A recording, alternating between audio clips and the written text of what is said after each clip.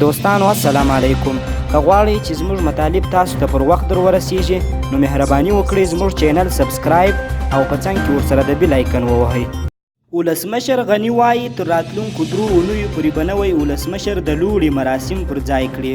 نوموړي نن په کابل کې افغان ځواکونو ته د 1000 اپارتمانونو د ویشلو په مراسمو کې د خبرو پر مهال وویل تر راتلونکو 3 اونیو پورې به نوی ولسمشر چې د اعلانولو مسؤلیت یې د انتخاباتي کمیسیونونو دی د لوړې مراسم پر ځای کړي.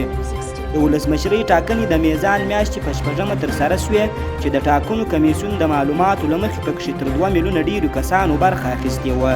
د ټاکنو خپلواک کمیسیون غړی مولانا عبدالله بیا وایي د ولسمشرۍ ټاکنو پر مهال په کابل او یو شمېر نورو ولایتونو کې ځینې بایومټریک دستګاوې تریتم سوي دي.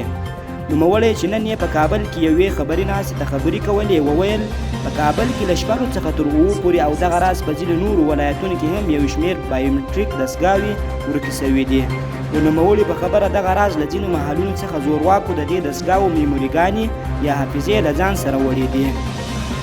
افغانستان د ملي امنیت سلاکار حمدالله محب وایي چې طالبان د پاکستان له نیابتي ځواکونو څخه دي او افغانان هیڅکله دا نه مني چې پاکستانیان ورباندې واکمني وکړي.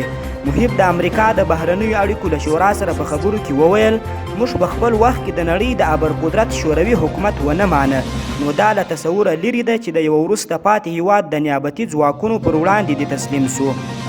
ښاغلي محب زیاته کړه چې سږ کال د طالبانو ملا ماته او په هر برید کې د امنیتي ځواکونو له لوري ماته خوړلې. محب ټینګار وکړ چې طالبان له سیاسي او جنگي اړخه له منځه تللي او پاکستان کې بیا مولانا فضل الرحمن د پاکستانی حکومت د ړنګولو لپاره پرلت کوي. د جمعیت علماء اسلام مشر مولانا فضل الرحمن د اکتوبر پر 28مه د اسلام آباد پر لوري د لاریون او هلته د حکومت ضد احتجاجي ناستې پیلولو اعلان کړی.